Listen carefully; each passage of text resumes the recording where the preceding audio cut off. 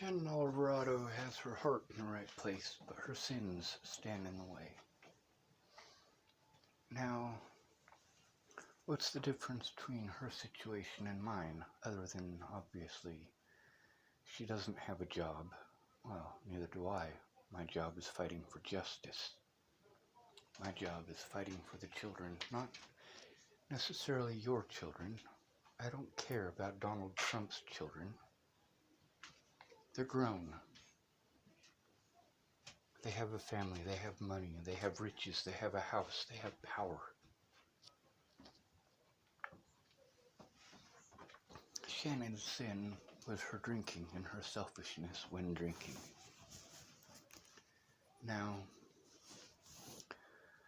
her behavior when she's drinking shuts me down. It's the same behaviors that I've seen hundreds of times out of people who abuse their spouses, their children, and the like. The symptoms of a lush brain. I had an aunt named Vicky growing up. She married my Uncle Scott. She had a lush brain. It's very scary. When I bring up the noise level in her household because of her noise level, her drama, her screaming every night, she wants to automatically change the subject every time and blame her daughter. No, her daughter was never an issue. Never. As physically violent as her daughter is, she was never an issue. But every time I try to tell Shannon that, she doesn't want to take responsibility for her actions. So she always tries to sidestep the question, or sidestep what it is that I'm saying by, I'm sorry about my daughter, I'm sorry about my daughter, Zanny this and Zanny that. I could say it 100 times, Shannon won't hear it. It's not your daughter, Shannon, it's you. Then there's Chris. This guy came to her house, did all sorts of work on her house.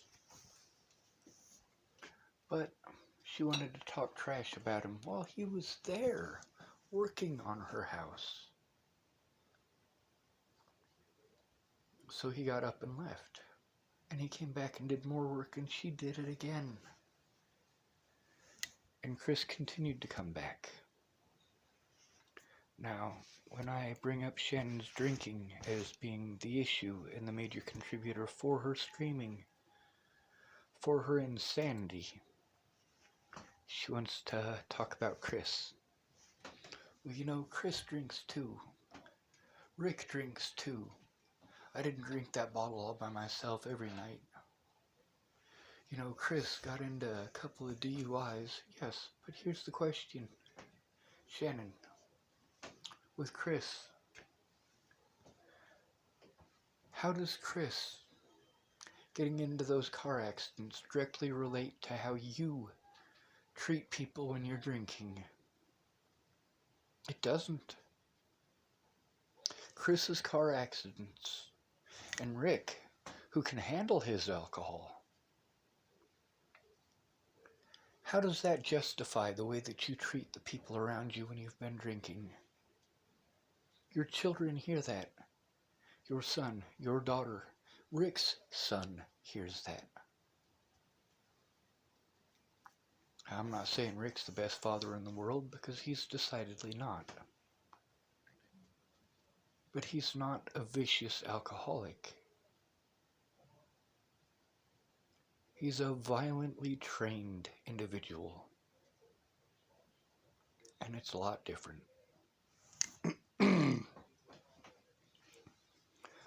With me bringing up your drinking, that's because it directly resulted in a negative impact for everyone around you. Everyone. Your selfishness when you get drinking makes it so that you can't hear anything but the sound of your own voice. Nothing anybody else says matters. Only Shannon's voice matters. Only what Shannon has to say. And you've got a a lush brain. See, one thing that you're not paying attention to is that it's not just liver damage you have to worry about. Every time you drink, you are depriving your oxygen in your brain, leading to brain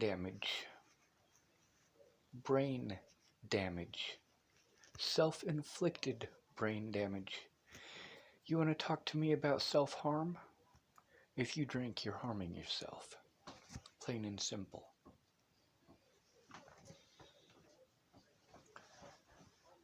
When it comes to the volume, the noise level, it's not always noise. Sometimes it's just a lot of movement, sometimes it's just a lot of clutter. With you, Shannon, it is actual noise. It's actual screaming.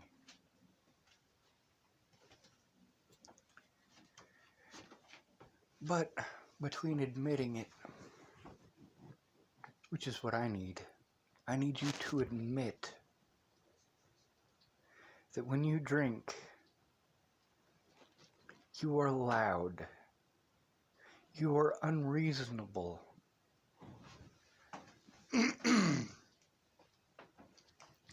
Shannon Alvarado, every time you got drunk and you asked me what you should do with your boyfriend,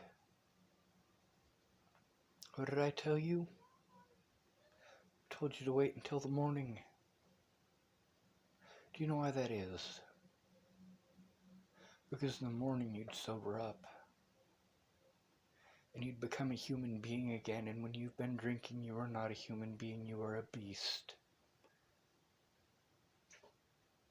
I'm glad you're not physically violent with people, Shannon. I'm glad for that. But when you're screaming like that, I am scared. And I am stuck in that environment. I reserve my screaming for the internet, or for when people are screaming at me like my father. My father is a coward, straight up.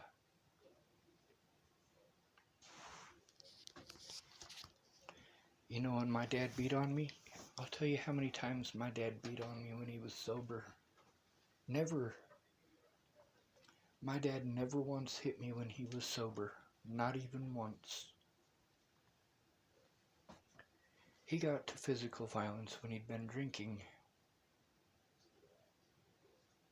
But he also reserved that kind of drinking for when Diane wasn't home. That's his current wife.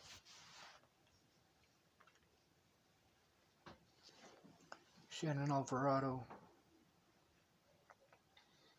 you're worse than my dad as far as that goes, because you do that every night.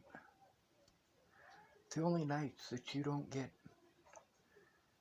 loud and mean-hearted, is the nights that Rick drank with you and you both had sex. Other than that, you're just mean when you're drinking. And you're too afraid to admit that you're an alcoholic. It's your daughter's fault. It's Chris's fault. No, ma'am. The issue that I had at your place was not your daughter. It wasn't Chris. Matter of fact, it wasn't even Rick. Rick didn't attack me until after I left. My problem there was you. How you treated Rick. How you treated anyone who even hinted that you might have a drinking problem. Anyone who hinted that you might be the issue. You kicked your boyfriend, Rick McCormick, out over 200 times while I was there. And he never moved out, did he?